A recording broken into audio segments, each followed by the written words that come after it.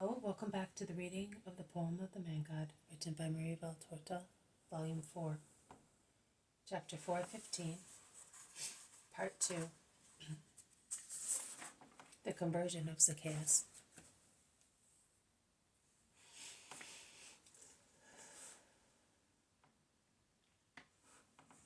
Some time passes. It gets warmer. The marketplace empties. The exciseman, with his head resting on one hand, is pensive, sitting at his desk. "Here's the Nazarene!" shout some children, pointing at the main road. Women, men, sick people, beggars rush towards him. The square is empty. Only some donkeys and camels, tied to the palm trees, remain where they were, and Zacchaeus remains at his desk. He then stands up and climbs on his desk, but he cannot see anything because many people have pulled off branches and are waving them joyfully, and Jesus is bending over sick people. Zacchaeus then takes off his garment, and having on only his short tunic, he climbs one of the trees.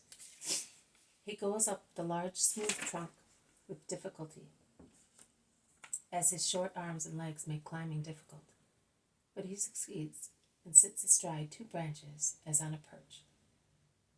His legs hang from that kind of railing, and from his waist upwards he leans out as if he were at a window, and he watches.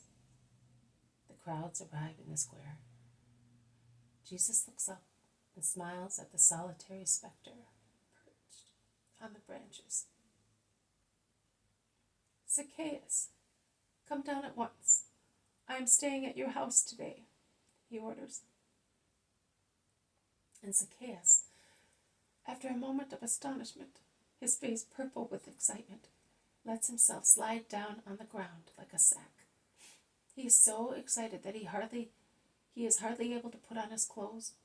He closes his books and cash desk with gestures which he would like to be very fast, but instead are very slow. But Jesus is patient. He caresses some children while waiting.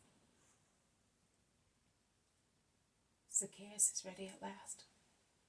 He approaches the master and leads him to a beautiful house with a large garden around it, in the center of town.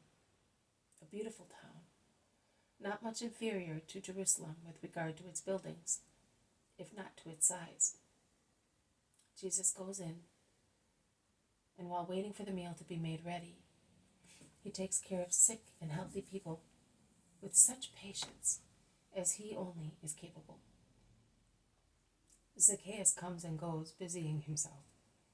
He is beside himself with joy.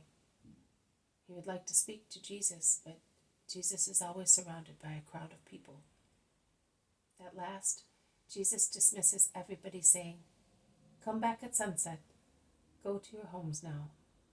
Peace be with you."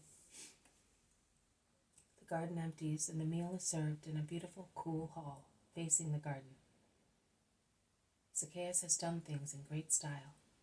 I do not see any other relatives, so I think that Zacchaeus is single and lives only with many servants. At the end of the meal, when the disciples scatter in the shade of the bushes to rest, Zacchaeus remains with Jesus in the cool hall. In actual fact, Jesus remains alone for a little while because Zacchaeus withdraws to let him rest. But he comes back and looks through a slit in the curtains. He sees that Jesus is not sleeping, but is pensive. He then approaches him. He is carrying a heavy coffer, which he lays on the table near Jesus and says, "Master, they have spoken to me about you for some time. One day on a mountainside, you said so many truthful things that our doctors cannot excel them. They remained in my heart, and since then, I have been thinking of you. Then I was told that you are good and that you cure sick people. My heart is diseased because I defrauded. I practiced usury. I have been a depraved fellow, a thief, hard on the poor. But now I have been cured because you spoke to me. You approached me, and the demon of sensuality and riches fled. And as from today, I belong to you, if you do not reject me. And to prove to you that I am reborn in you, I divest myself of the ill-acquired riches, and I give you half of my wealth for the poor, and I will use the other half to give back, multiplied by 4 what I got by fraud. I know whom I cheated. Then, after handing back to each of them what belongs to them, I will follow you, Master, if you allow me. I do want that. Come. I have come to save and call people to the light. Today, light and salvation have come to the house of your heart. Those who over there beyond the gate are grumbling, because I have redeemed you sitting at your banquet, are forgetting that you are a son of Abraham as they are, and that I have come to save who is lost, and to give life to those whose spirits were dead. Come, Zacchaeus. You have understood my word better than many people who follow me only to be able to accuse me. Therefore, you will be with me as from now on. The vision ends here. 18th July 1944. Jesus says, there is yeast and yeast. There is the yeast of good and the yeast of evil. The yeast of evil, a satanic poison, ferments more easily than the yeast of good, because it finds matter more suitable for fermentation in the heart of man, in the thought of man, in the flesh of man, seduced all three by a selfish will, contrary, therefore, to the universal will, which is the will of God. The will of God is universal, because it is never confined to a personal thought, but it takes into consideration the welfare of the whole universe. Nothing can increase the perfection of God in any way, as he was always possessed as he has always possessed everything in a perfect manner. Thus there can be no thought in him of personal gain inciting any of his actions. When we say, this is done to the greater glory of God, in the interest of God, we do not mean that divine glory is in itself susceptible to improvement, but that everything which in creation bears the mark of good, and any person doing good, and thus deserving to possess it, is adorned with the sign of divine glory, and thus gives glory to God, glory itself, which has created all things gloriously. It is, in short, the testimony which people and things bear to God, giving evidence with their deeds of the perfect origin from which they come.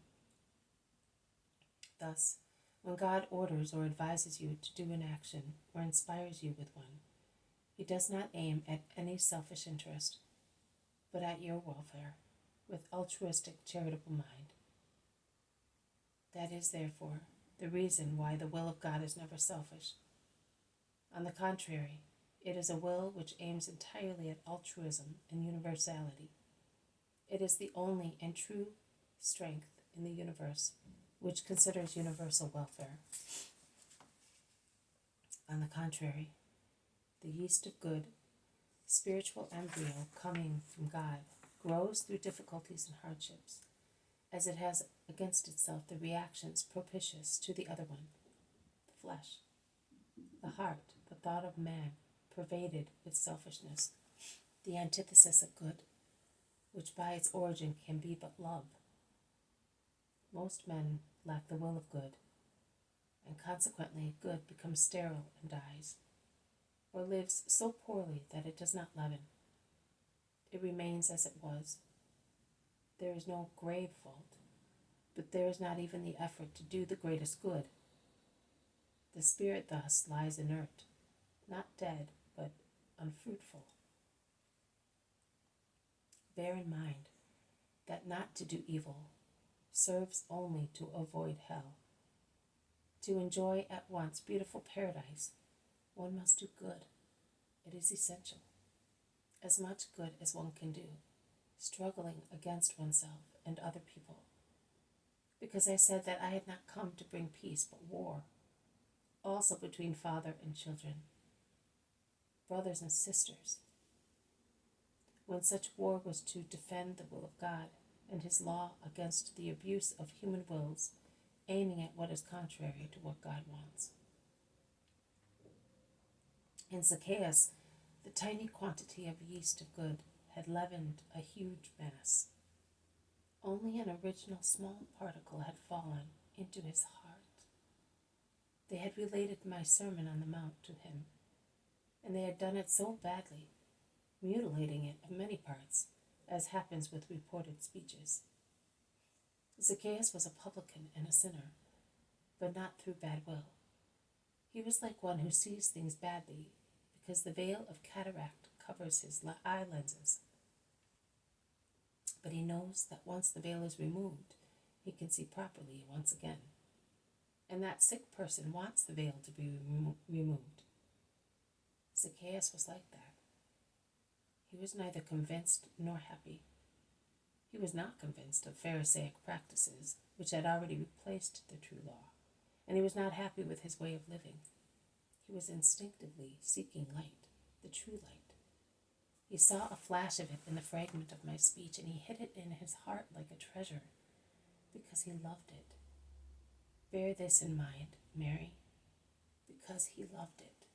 The flash became more and more lively, vast and vehement, and caused him to see good and evil clearly and to choose rightly, generously cutting off all the tentacles which previously, from things to his heart and from his heart to things, had enveloped him in a net of malicious slavery. Because he loved it. That is the secret of success or failure. One succeeds when one loves. One has little success when one loves niggardly. One has no success at all when one does not love. In anything. All the more in the things of God, whereas God is invisible to corporeal senses. I dare say one must love perfectly, as far as a creature can reach perfection, in order to succeed in an enterprise, in holiness in this case. Zacchaeus, disgusted with the world and the flesh, as he was disgusted with the meanness of Pharisaic practices, so captious and severe for other people, so indulgent for them, loved the little treasure of a word of mine, which reached him by chance. Speaking from a human point of view, he loved it as the most beautiful thing that his 40-year-old life had ever possessed. And from that moment he concentrated his heart and thought on that point. It is not only in evil that man's heart is where his treasure is, but also in good. Did saints perhaps during their lifetime not have their hearts where their treasure was, in God? Yes, they did. And that is why, looking only at God, they passed on the earth without contaminating their souls with the mud of the earth. That morning, even if I had not appeared there, I would have conquered a proselyte, because the speech of the leper had completed Zacchaeus' metamorphosis. At the bench of the excise house, there was no longer a cheating, vicious publican, but a man repenting his past and decided to change life. If I had not gone to Jericho, he would have closed his office, he would have taken his money and come looking for me, because he could no longer live without the water of truth, without the bread of love, without the kiss of forgiveness. The usual harsh critics, who always watched me to reproach me, did not see that, and they could understand it even less. And that is why they were amazed at my having a meal with a sinner. Oh, I wish you never judged, leaving that task to God, you poor blind people, who cannot even judge yourselves. I never went with sinners to approve of their sin. I went to remove them from sin, because they often had only the exterior aspect of sin. Their contrite souls had already changed into new souls, living to expiate. So was I with a sinner? No, I was with a redeemed soul, in need only of a guide to stand up in its weakness, of a soul risen from death. How much Zacchaeus' episode can teach you. The power of upright intention that excites desire. Upright desire that urges one to seek deeper and deeper knowledge of good, and to long for God continuously until one reaches Him. True repentance that gives the courage of abnegation. Zacchaeus had the upright intention of listening to words of true doctrine. When he heard some, his upright desire urged him to greater desire, and thus to uninterrupted research for that doctrine. The research for God, hidden in the true doctrine, detached him from the mean gods of richness and sensuality, and made him a hero of renunciation. If you want to be perfect, go, sell what you have and follow me. I said to the rich young man, but he did not do that. But Zacchaeus, although more hardened in avarice and sensuality, was able to do it, because through the few words related to him, like the blind beggar and the leper cured by me, he saw God. Can a soul that has seen God find any more attraction than the little things of the earth? Is that ever possible, my little bride?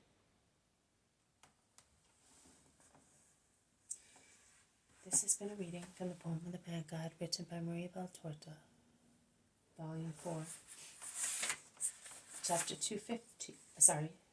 415, Part 2, The Conversion of Zacchaeus. Thank you for listening. I will see you tomorrow. May God bless you, and may peace be with you.